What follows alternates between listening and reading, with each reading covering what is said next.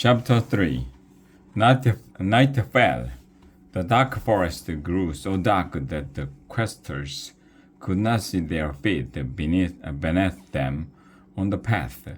So Erica lit a mini torch and they set up camp. They choked down Fryfa's eel wraps for supper, then wrapped themselves in their blankets and fell asleep. The questers woke to a raging storm off. Off they marched in the wind and rain. They plucked sour berries from prickle bushes as they went, and that was breakfast. As they marched, the path grew steep and narrow. "My pack is so heavy," cried Angus. "I can climb no farther." Wiglaf and Erica took Angus's hands and pulled him up the hill. Dudwin and Janice pushed from behind. Thus, the questers struggled thitherward. Thorn bushes stuck them. Winds blew them sideways. The rain came down in buckets. Yet Wiglaf felt all the misery would be worth it if they found one. When at last they reached the top of the hill, the rain let up and Erica pulled out the map. "Below us lies Killerfish River Bridge," she said. "Once we cross, 'tis but a short distance to the lair." Killerfish River? Wiglaf had heard of it somewhere. "Onward to find one," he shouted, and the questers followed him down the steep hill. As they drew nearer to the swift-flowing river, Wiglaf saw that the long, rickety-looking wooden bridge over it had only a single rope on one side to hang on to. At the river bank, Angus set his heavy pack down on a large red rock at the foot of the rickety bridge. "I'll never make it," he said. "Watch how I do it," said Erica. Stepping onto the bridge, the planks creaked, but very carefully she made it to the far side. Dudwin cried, "Now me." Wiglaf could hardly stand to watch his little brother zoom across the bridge. One false step and Dudwin would be swept away by the raging waters. "My turn," said Janice, and when she reached the far shore, she called, "Safe." "I don't want to go," wailed Angus. "But we must," cried Wiglaf, "to find one." "I'm not so light as you, Wiggy," Angus said, "and this heavy pack makes me heavier still. I fear I shall break the bridge." Wiglaf sighed. "Give me your pack." "What a fine idea," Angus smiled. "But do you swear on your lucky rag not to open it and take my stash, do you?" "I swear." Wiglaf took the enormous pack from his friend. Oof! It weighed a ton. Angus stepped onto the creaky bridge. Step by step, he made his way to the far side. "Easy as pie," he cried. "Your turn, Wiggy." Wiglaf swung Angus's heavy pack onto his back. He grabbed the rope rail and began making his way slowly across the bridge. He was halfway there when a gruff voice called, "Stop!" Wiglaf stopped. He was trembling so much that the whole bridge shook. The voice shouted, "I'm coming to eat you up." The bridge began to swing wildly as a pig-tailed troll hoisted herself up from under it. Wiglaf clung to the rope for dear life. He stared at the troll. She licked her lips with a pointy pink tongue.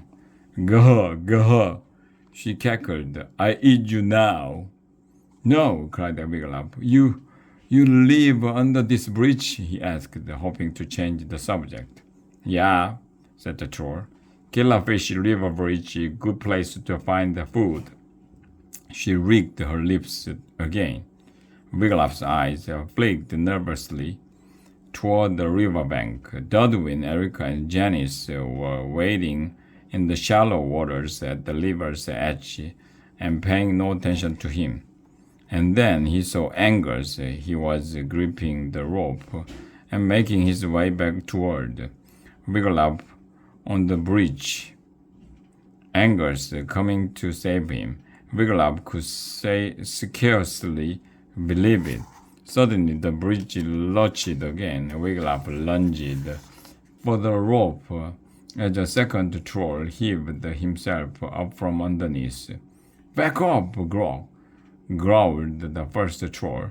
"This lad mine, Now Wiglaf remembered the Killerfish River Bridge was where the troll Grog lived.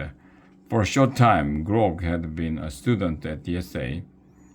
Wiglaf had tried to be his buddy, but the troll just kept playing horrible tricks on him. "Grog," cried Wiglaf, "am I ever glad to see you?" "Why, buddy?" asked Grog. "That other troll wants to eat me," said Wiglaf, "but you can stop her, right?" "Got any books, buddy?" asked Grog. "My sister loved to gobble books." The girl troll licked her lips again. Greco loved books. Books yummy. Cookbooks my favorite."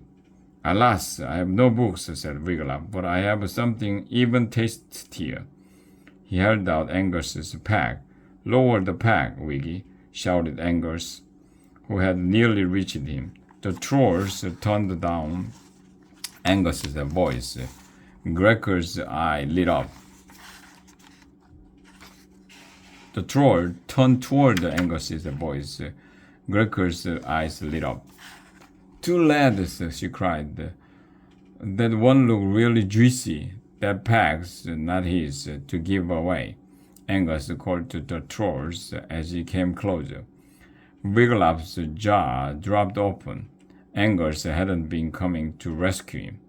All he cares about was saving his stash.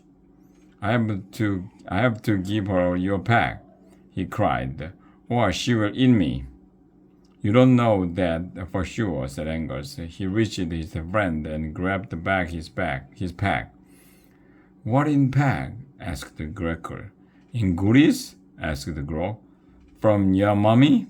"What if it is?" Angus hugged his pack to his chest. "I remember. Your mummy sent the good goodies," said Grog. "Marshmallows and jiggle-wormies." "Jiggle-wormies?" exclaimed Gregor. "Give here." "No," cried Angus. "We'd goodies first," said Gregor. "Have you for dessert?" She poked Angus in the gut. "Gah, gah."